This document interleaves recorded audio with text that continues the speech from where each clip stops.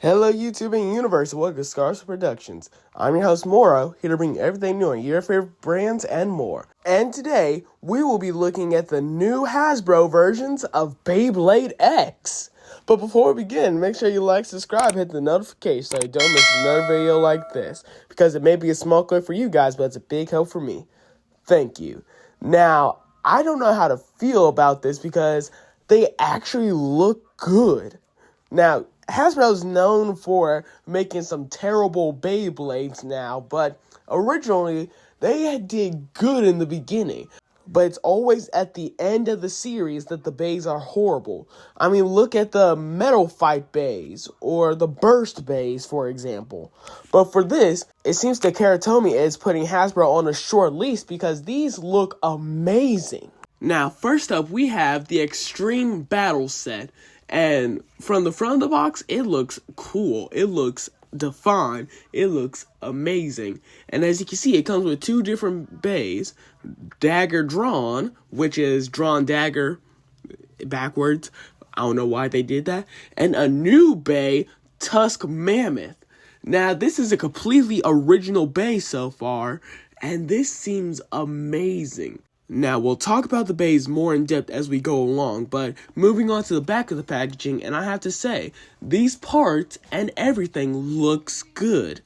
Well, except for one thing. They got these stupid entry launchers with them, which is, I don't know why they would do that.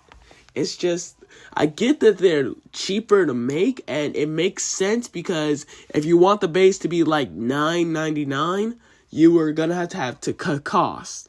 But still, why put those in the entry set? You could have put the string launchers or the regular launchers that came with them. But yeah, as you can see on the back, Drawn Dagger has its original stock combo, which is perfect.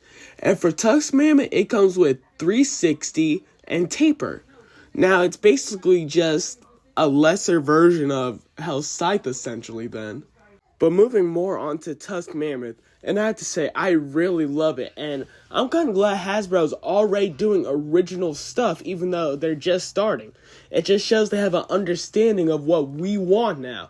We want more original bays, more variety, more choices, just more bays in general. Man, my wallet's gonna hate me. But I have to buy this because moving on to the stadium, and oh man, it looks amazing. Now, it does seem a little bit longer, so it might have enough room for a longer extreme dash, which would be cool and all, but think of how the meta would be. Now, it also seems that the pocket for extreme dashes is covered up, so the bay won't fly out of the stadium, which is a huge plus because whenever I use the Extreme Stadium, whenever I have tournaments and stuff, my bay always flies out and I have to look for it. It's annoying. But thank you, Hasbro, for listening to some of the fans. Now, if you're wondering how much is this going to be, this is only going to be, drum roll please, $49.99. Now, that's actually pretty cheap when it comes to a Hasbro-based thing. And I will definitely get this day one as soon as it releases.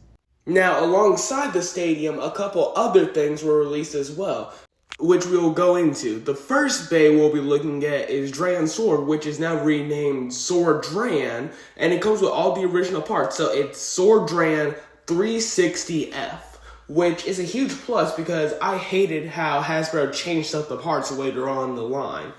Next up after Dran Sword, we have Hell's Scythe, which is renamed, sorry if I mispronounced this, Scythe Infacendal. Now, this also has its original parts, so it's Scythe Infacendal 460T. And if you're noticing so far, it just comes with the original parts. But it also comes with that stupid entry launcher, which I don't like at all. And I'll talk about where the real launcher is in a second. After that, we have Knight Shield, who is renamed Helm Knight. Now, I don't see why they had to rename the shield part, but I guess that's just Hasbro trying to do something new. Now, just like the other two, it comes with all of its original parts. So it is Helm Knight 380 Needle. And finally, for the basic bays, we have Wizard Arrow. And from what you're noticing so far, the name was swapped around, so now it is Arrow Wizard. Now, I kind of like Arrow Wizard as the name of it. It has a certain ring to it that Wizard Arrow had as well. Now, if you are wondering, each of these bays will be $9.99, which is a huge plus because I hated how I had to get shipping for all the X bays from Japan, even though I love them. And it also makes why they have the entry launcher make sense. They have them so it could be at the price range of $9.99. Now, there's another thing before we go to the final reveal. We have the Winder launcher.